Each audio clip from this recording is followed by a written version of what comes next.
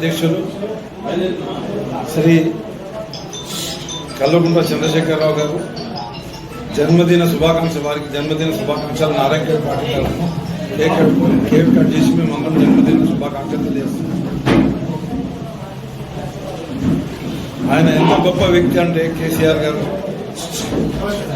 దేశానికి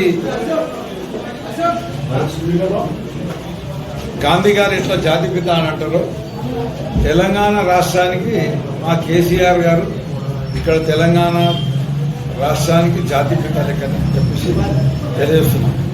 ఎందుకనంటే అప్పుడు హైదరాబాద్ రాష్ట్రాన్ని తమిళనాడు నుంచి తీసేసిన ఆంధ్ర ప్రాంతాన్ని కలిపి ఆంధ్రప్రదేశ్ అనే రాష్ట్రం ఏర్పాటు చేసిన నుంచి కూడా దానికి వ్యతిరేకంగా ఎన్నో పోరాటాలు జరిగినా కూడా ఎవరు సాధించని ఘనత చావు నోట్ల దాకా పోయి తెలంగాణ రాష్ట్రం సాధించిన గొప్ప వ్యక్తి మన కేసీఆర్ మాజీ ముఖ్యమంత్రి గారు. సరే, వారు అది మరి ప్రజలు కూడా వారు చేసిన మేలును గమనించి వారికి అధికారం అంటగట్టిన తర్వాత తెలంగాణ రాష్ట్రాన్ని అన్ని రంగాల్లో కూడా వ్యవసాయ రంగంలో కానీ, ఎలక్ట్రిసిటీ రంగంలో కానీ, ఐటీ రంగంలో కానీ, విద్యాపరంగా కానీ, వైద్యపరంగా కానీ అన్ని రంగాల్లో కూడా 60 ఏళ్ల వెనకబాటుని 10 సంవత్సరాలనే దాన్ని పక్కకు నెట్టేసి తెలంగాణ రాష్ట్రాన్ని దేశంలోనే నంబర్ 1 పొజిషన్లో పెట్టింది కేసీఆర్ గారు.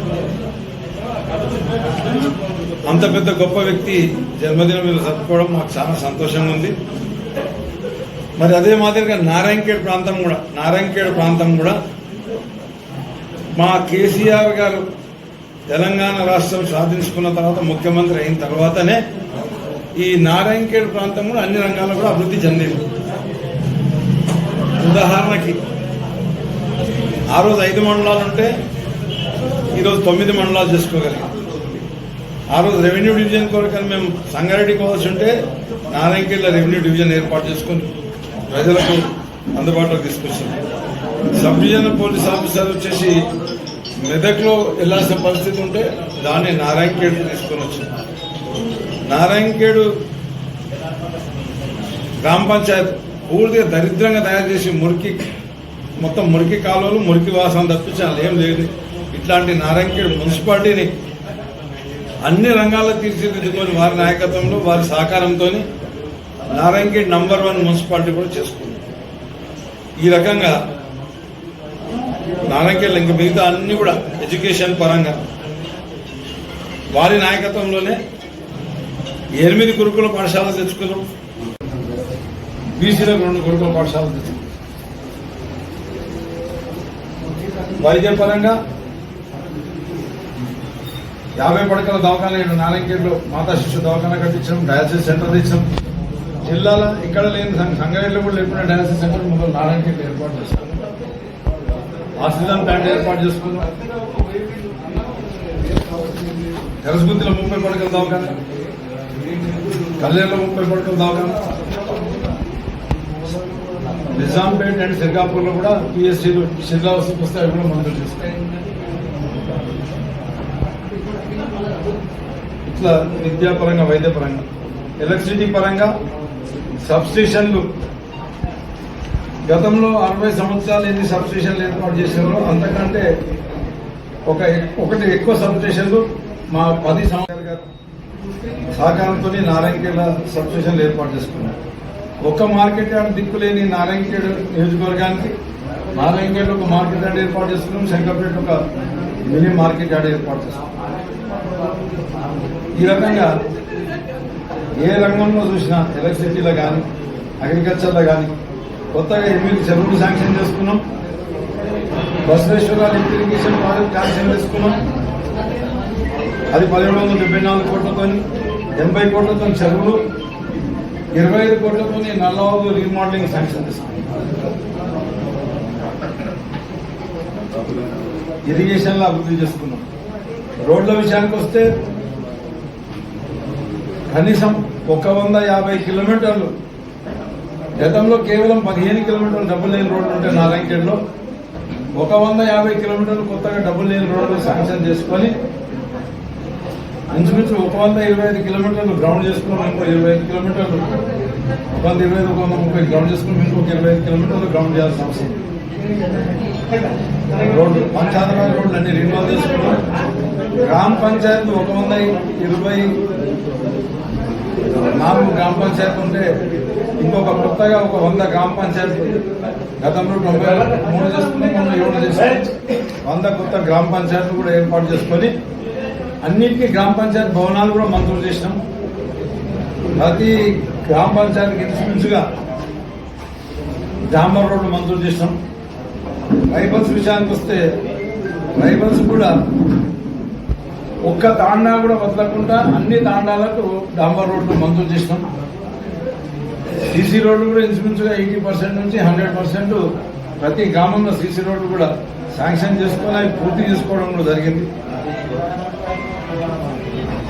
సో అన్ని రంగాల్లో కూడా మేము డెవలప్మెంట్ చేసినాం. 10 సంవత్సరాలు 60 సంవత్సరాలు జరిగింది, అన్ని కూడా చేసినాం. కాబట్టి ఇప్పుడు నేను మంజూరు చేసిన మళ్ళీ ఇంకా కొన్ని శాంక్షన్ అయ్యి గ్రౌండ్ చేయాల్సిన అవసరం ఉంది. అవన్నీ కూడా బీఆర్ఎస్ ప్రభుత్వంలో శాంక్షన్ అయినాయండి. అవి కూడా ఇప్పుడు ఉన్న ఎమ్మెల్యే గారికి పూర్తిగా అబద్ధాలు మాట్లాడకుండా ప్రజల పట్ల చిత్తశుద్ధితోని నేను ఏ రకంగా అయితే ప్రజల కొరకని ప్రజలతో ఎన్నుకోబడినా కాబట్టి ప్రజలకు సేవ చేయాలని ప్రజల కొరకని నేను ఏ రకంగా అయితే కష్టపడ్డానో కక్ష సాధింపులు అవన్నీ కూడా పక్కన పెట్టేసి అభివృద్ధి పైన ఫోకస్ చేసి నేను శాంక్షన్ చేసిన గ్రౌండ్ చెప్పి నువ్వు కొత్తగా శాంక్షన్ చేయకున్నా పర్వాలేదు, అవి గ్రౌండ్ చేసి ప్రజలకు మేలు చేయాలని చెప్పేసి వచ్చి అబద్ధాలు నేను మాట్లాడి అసెంబ్లీలో చూసిన అన్ని అబద్ధాలే. శంకరంపేట మండలం కలపమని కొత్తగా అడుగుతాడు. శంకరంపేట మండలం కలపాలని చెప్పేసి ఆల్రెడీ తీసుకుపోయి పిటిషన్ తయారు చేసినాము. అటు మెదక్ ఎమ్మెల్యేని ఒప్పించినాం, మినిస్టర్ని ఒప్పించినాం, ఇటు కలెక్టర్ని ఒప్పించినాం, అటు కలెక్టర్ని ఒప్పించినాం. తీసుకుపోయి ఏడుంది అది ఇప్పుడు సీఎం ఆఫీస్లో ఫైల్ ఉంది. నీకు చిత్తశుద్ధి ఉంటే నేను ఫైలింగ్ చేసి తయారు చేసి ఆడ పెట్టింది. ఒకవేళ నీకు సీఎం నీకు మాట వింటే, వినకపోతే వదిలిపెట్టేసాయి. వింటే పోతే ఎంబడే సంతకం పెడితే శంకరంపేట మండలం పోయి ఎడగలుస్తుంది, సంగారెడ్డి జిల్లాలో కలుస్తుంది. మాటలు మాట్లాడతాయి సరిపోదు. తర్వాత ఆయన ఏమంటాడు, కంకిలో తడకలు కొత్త మండలం ఏర్పాటు చేయాలని మాట్లాడుతున్నాడు. కంకి మండలంలోకి వెళ్ళి తడకల్ మండలం ఏర్పాటు చేసే కొరకని నేను దరఖాస్తు పెట్టిన అన్ని చేసిన. వాళ్ళు కేవలం రాజకీయాల కొరకని ఓట్ల కొరకని వాళ్ళు పుట్టిన నాటకాలు ఆడింది. ఈ రోజు కూడా అక్కడ అడుగుతున్నది గదే నాటకం. ఆడ అసెంబ్లీలో అడుగుతుందంటే అది కేవలం నాటకమే. ఎందుకనంటే జీవో ఆల్రెడీ ఇష్యూ అయింది. ఆబ్జెక్షన్స్ క్లియర్ ఏమైనా ఉన్నాయని అడిగినారు. ఆబ్జెక్షన్స్ కూడా క్లియర్ అయిపోయినాయి. కేవలం ఆయన రెడీగా ఉన్న ఫైల్ని వాళ్ళ సీఎంతో ఒప్పించేసి ఇమ్మీడియట్ గా ఫైనల్ అప్లికేషన్ చేయాల్సిన అవసరం ఉంది. నేనేదో సాధిస్తున్నా ఏదో చేస్తున్నా అని చెప్పేసి మాట్లాడుతున్నా. అది ఘోరమైన పని. వీళ్ళు అధికారంలో ఉన్నప్పుడు కనీసం నీళ్లు తాగిపోలేదు నారాయణఖేడ్ నియోజకవర్గాన్ని. ఈ రోజు ప్రతి ఊరికి ప్రతి ఇంటికి నల్లా పెట్టి నీళ్లు తాగిపిస్తున్న ఘనత కూడా మాదే అని చెప్పేసి తెలియజేస్తున్నాం. ఇంకొక తుగ్లక్ ఆలోచన అతనే అసెంబ్లీలో మాట్లాడుకుంటూ చెప్పిండు ఎమ్మెల్యే గారు. ఏమని చెప్పిండంటే, గతంలో మా నాయన ఎమ్మెల్యే ఉన్నప్పుడు సురేష్ గారు ఎంపీ ఉన్నప్పుడు ఒక ప్రతిపాదన, ఎంపీ కూడా లేడు ఆయన, MLA MP Rajasekhar Reddy period లో మేము ఒక ప్రతిపాదన తయారు చేసాం. ఏ ప్రతిపాదన తయారు చేసిందంటే వాళ్ళు నల్లవాగు ప్రాజెక్టు ఎఫ్టీఎల్ లెవెల్ 1493 ఫీట్లకు ఎఫ్టీఎల్ లెవెల్ ఉంటుంది. ఆ ఎఫ్టీఎల్ లెవెల్ కంటే కిందనే అంటే 1387 ఫీట్ల లెవెల్లో కెనాల్ తీసి నల్లవాగు ప్రాజెక్ట్ నిండక ముందు ఆ నీరు తీసుకుపోయి నిజాంసాగర్. ఎవరైనా వాళ్ళ సొంత ప్రాంతానికి ప్రయోజనం కొరకని కష్టపడాలి కానీ దీన్ని పాడు చేసి దీని కింద ఆయకట్టు నిండబెట్టేసి సిర్గాపూర్ మండలం, కల్లేరు మండలం అతని బ్యాక్ వాటర్స్ నుంచి కంకి మండలంలో వాడుకుంటారు నీరు. వాళ్ళని పాడు చేసేసి నిజాం సాగర్ ప్రాజెక్ట్ నింపుతామని చెప్పేసి ఆలోచన వీళ్ళు ఏదైతే చేసిండ్రో గతంలో, ఆ ప్రతిపాదన వల్ల ఏమైనా ప్రయోజనం ఉందా అని మన నారాయణఖేడ్ నియోజకవర్గం కానీ ఆలోచన చేసిన. ఎందుకంటే కొన్ని చెరువులకు నీళ్ళు నింపాలంటే కూడా కష్టం ఉన్నది. ఉదాహరణకి పెద్ద చెరువు నాగదర్, కొత్త చెరువు రాపార్తి, వీళ్ళకి అవి కూడా తెలివాయి. ఊర చెరువు రాపార్తి, ఇంకోటి బాచపల్లి కుంట. ఈ వీటికి కానీ అక్కడ ప్రాంతంలో ఎక్కడన్నా కెనాల్స్ ద్వారా ఏమైనా నీళ్లు వాడతాయని చెప్పేసి ఆ ప్రతిపాదన బాగా చదివి దాంతోనే 1 ఎకరా కూడా నీళ్ళు వచ్చే అవకాశం లేదు. ఆ ప్రాజెక్టే 100% ఫెయిల్యూర్ ప్రాజెక్ట్. ఎందుకొరకైనా ఫెయిల్యూర్ అంటే 280 కోట్లు పెట్టేసి ఒక ఎకరానికి కూడా నీళ్ళు వాడని ప్రాజెక్టు మరి ఇక్కడ నల్లవ కింద నాయకత్వం పాడు చేసే ప్రాజెక్ట్, అది అవసరం లేని ప్రాజెక్ట్ అని నేను పక్కన పెడితే మళ్ళీ అదే తుగ్లక్ పాలన మరో స్టార్ట్ చేసి నల్లవని ఎండబెట్టి నల్లవకి నాయకత్వం ఎండబెట్టేసి నల్లవ కిందకి నీళ్ళు తీసుకుపోదామని చెప్పేసి ఏదైతే ఆలోచన చేస్తారో అది చాలా దరిద్రమైన ఆలోచన, పనికిరాని ఆలోచన. అది ఇప్పటికైనా ఒకసారి మళ్ళీ మంచిగా స్టడీ చేయి. నీకు తెలియదు కాబట్టి ఒకసారి మంచిగా స్టడీ చేయి, ఎన్ని ఎకరాలు వస్తుందో స్టడీ చేయి. తర్వాత ఆ కెనాల్ కూడా పోవాల్సింది కూడా ఫారెస్ట్లోకి వెళ్ళి పోవాలి. ఫారెస్ట్ క్లియరెన్స్ అంత ఈజీ కాదు.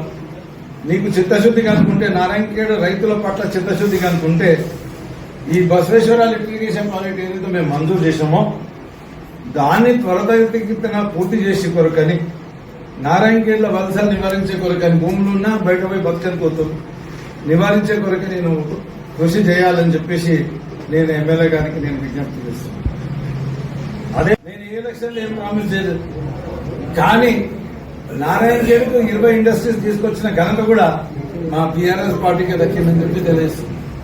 10 కాటన్ మిల్లులు వచ్చినాయి నారాయణఖేడ్కు, 10 కొత్త రైస్ మిల్లు ఏర్పాటు చేసినాం నారాయణఖేడ్ నియోజకవర్గంలో.